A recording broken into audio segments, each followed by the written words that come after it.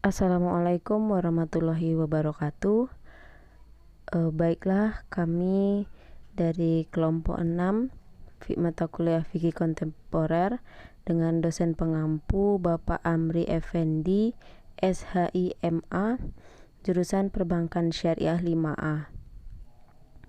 Di sini kami akan mencoba menjelaskan materi tentang eutanasia. Jadi kami kelompok 6 ini terdiri dari 4 anggota, yaitu Anissa Febriana, Aprilia Nur Azizah, saya sendiri, Elvirawati, dan juga Fauza Awaliyah. Baiklah, nanti akan disampaikan dan dijelaskan oleh teman-teman saya. Semoga bisa memberikan manfaat kepada teman-teman semuanya. Yang pertama, pengertian eutanasia. Eutanasia berasal dari bahasa Yunani yang yakni eu yang artinya baik dan thanatos yang berarti kematian. Maksudnya, eutanasia yaitu mengakhiri kehidupan dengan cara yang baik atau mudah tanpa adanya rasa sakit. Sedangkan secara terminologi, eutanasia adalah praktek pencabutan kehidupan manusia melalui cara yang dianggap tidak menimbulkan rasa sakit atau menimbulkan rasa sakit yang minimal, yang biasanya dilakukan dengan cara memberikan suntikan yang mematikan. Sedangkan dalam istilah medis, eutanasia adalah tindakan medis yang dilakukan dokter untuk menghilangkan nyawa atau mempercepat kematian pasien yang sudah tidak ada lagi harapan untuk sembuh akibat penyakit yang diderita sudah sangat parah. Atau eutanasia disebut juga dengan suatu tindakan medis yang dilakukan secara sadar untuk mengakhiri suatu kehidupan dengan tujuan melepaskan diri dari penderitaan yang tidak ada lagi pengobatan yang memungkinkan. Yang kedua, macam-macam eutanasia. Eutanasia menurut praktek kedokteran terbagi dua. Yang pertama yaitu eutanasia aktif, yang berarti tindakan dokter yang mempercepat kematian pasien dengan memberikan suntikan ke dalam tubuh pasien tersebut, dan suntikan diberikan pada saat keadaan penyakit pasien sudah sangat parah atau pada sampai stadium akhir, yang menurut perhitungan medis sudah tidak mungkin lagi untuk sembuh dan bertahan lama. Alasan yang biasa dikemukakan dokter adalah bahwa pengobatan yang diberikan hanya akan memperpanjang penderitaan pasien serta tidak akan mengurangi rasa sakit yang memang sudah sangat parah. Yang kedua, eutanasia pasif, yaitu tindakan dokter yang menghentikan pengobatan pasien yang menderita sakit keras yang secara medis sudah tidak mungkin lagi dapat disembuhkan. Penghentian pengobatan itu berarti mempercepat kematian pasien. Alasan yang lazim yang dikemukakan oleh dokter adalah karena keadaan ekonomi pasien yang terbatas dan dana yang dibutuhkan untuk pengobatan pasien sangat tinggi, dan fungsi pengobatan pasien menurut perhitungan dokter sudah tidak efektif lagi. Sedangkan eutanasia berdasarkan motif atau prakarsa terbagi dua. Yang pertama, eutanasia volonter, yang berarti eutanasia yang dilakukan dengan memberikan pengobatan atau menghentikan pengobatan atau mempercepat kematian atas permintaan pasien. Yang kedua, eutanasia involunter, yaitu eutanasia yang dilakukan dalam keadaan pasien tidak sadar, di mana tidak mungkin lagi pasien itu untuk menyampaikannya, dan dalam hal ini keluarga pasienlah yang bertanggung jawab atas penghentian pengobatan pasien tersebut. Pandangan syariat Islam tentang eutanasia. Yang pertama, eutanasia aktif. Tindakan eutanasia disamakan dengan pembunuhan yang disengaja, yang mana pelakunya dapat dihukum kisos.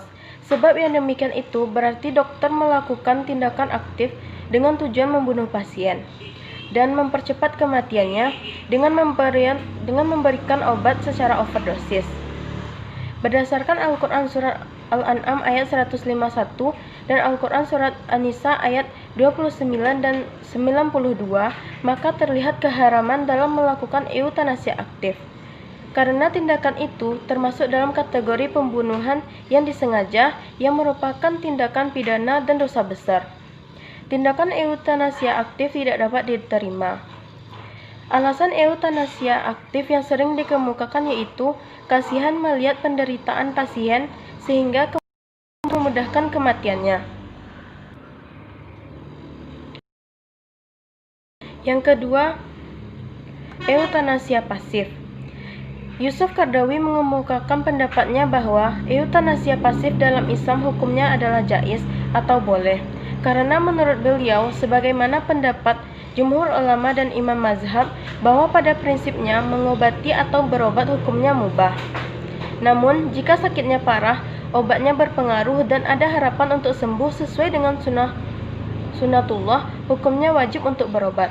Sebaliknya, jika sudah tidak ada harapan lagi untuk sembuh sesuai dengan sunnatullah dan hubungan sebab akibat yang diketahui oleh para dokter, maka melanjutkan pengobatannya hukumnya tidak wajib.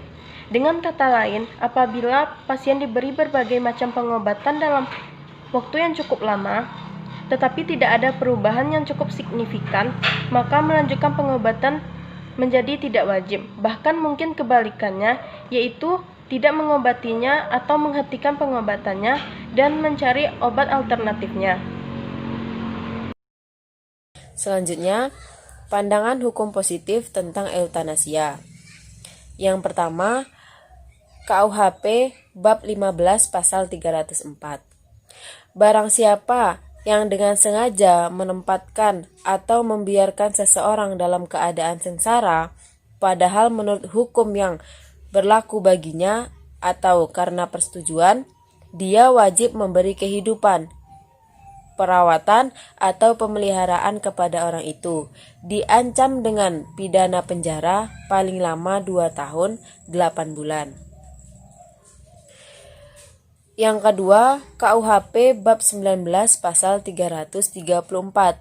Barang siapa yang merampas nyawa orang lain atas permintaan orang itu sendiri yang dinyatakan dengan kesungguhan hati, diancam dengan pidana paling lama 12 tahun. Yang ketiga, KUHP bab 19 pasal 338.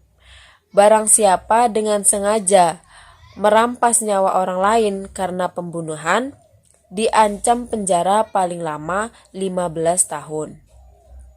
Dan yang terakhir, keempat, barang siapa yang ketika meyakinkan bahwa ada orang yang sedang menghadapi maut, tidak memberi pertolongan yang dapat diberikan padanya atau orang lain, jika kemudian orang itu meninggal, diancam dengan kurungan paling lama 3 bulan. Pendapat ulama tentang eutanasia.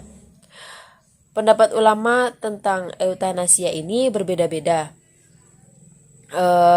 Ada ulama yang membolehkan, ada ulama yang melarang.